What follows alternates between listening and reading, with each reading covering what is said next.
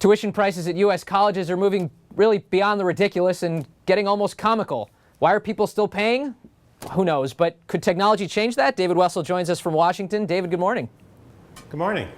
So it turns out colleges, I've always wondered with the tuition bubble, it's almost like the housing bubble where credit sort of has flooded the market. You have captive buyers, parents who have to send their kids to college. The government is going to make more money available, so prices keep going up. But it seems like there may be a solution to that with technology and some online coursework. Well, I think what's going on is that it's not just a bubble in terms of credit. There's huge rewards in the job market for getting a college degree. There's a reason people want to go to college. Mm-hmm. You make more money, a lot more money, and you're a lot less likely to be unemployed. So the question is, can colleges keep raising tuition? What will colleges, particularly the big state universities, do as states cut appropriations? Is there anything they can do to cut costs before we end up with some kind of revolt or crisis or price themselves out of the market? And it's interesting, colleges and universities are among the last institutions in our societies to be changed by information technology, but it's beginning to happen. And of course, we're going to have this chart on screen here for viewers just to show, of course, the costs, the cost increases quickly, right. Especially public four-year and private four-year schools. Right. A four-year public university, room, board, and tuition, even after allowing for financial aid, has gone up on average 40%, adjusted for inflation over the last decade, a decade in which median family incomes adjusted for inflation haven't gone up at all. That's unsustainable. Tell us about this study, the online study that you focused on in your story.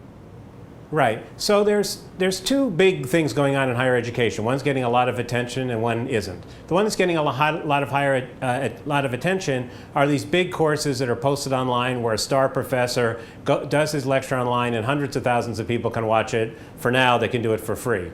But I think something even as interesting, maybe even more interesting, is going on in the classroom where universities are experimenting with, instead of having a class meet with a professor for, say, introductory statistics 3 times a week, they meet once a week with a professor and the rest of the work is done in a sophisticated online program.